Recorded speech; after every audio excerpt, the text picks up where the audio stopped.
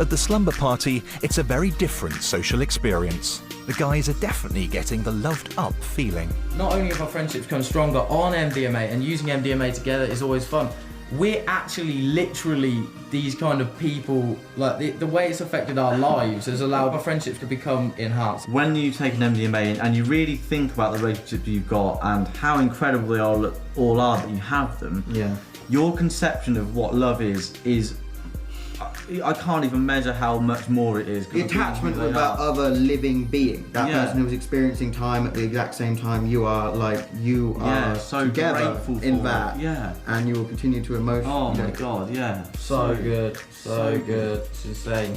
Can't believe it.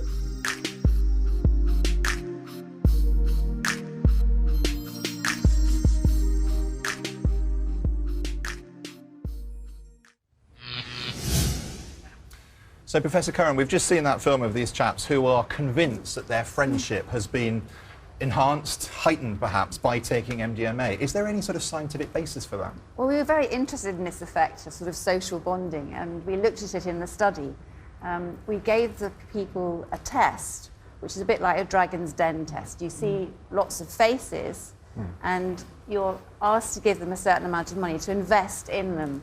And some of the faces are more trustworthy than others. So it's sort of, do you like them or not, essentially? It's do you trust them? Do you trust them, right. Yeah, and what we found was that when they did this task, on the first time they'd come to the hospital, so on day one, if you'd been given MDMA, which is the pink, you invested a lot more money in those faces than if you were given placebo, the blue.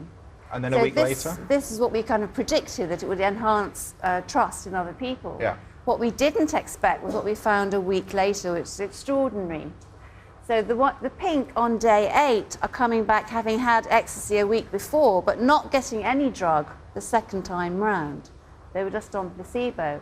But having seen those same faces before, they invested a huge amount more in them, reflecting a huge greater trust, even though they weren't on a drug the second time. So ecstasy makes you trust people, but also that trust endures and possibly is heightened later on in time. Absolutely, without taking another drug at all. Which is extraordinary. Do we know why? Is there some sort of biochemical basis for that? Well, we think the effects of ecstasy on social bonding operate through a kind of hormone that helps people bond. It helps mammals bond. So when women give birth, it's released. When women breastfeed, it's released. So we think this is the mediating effects on social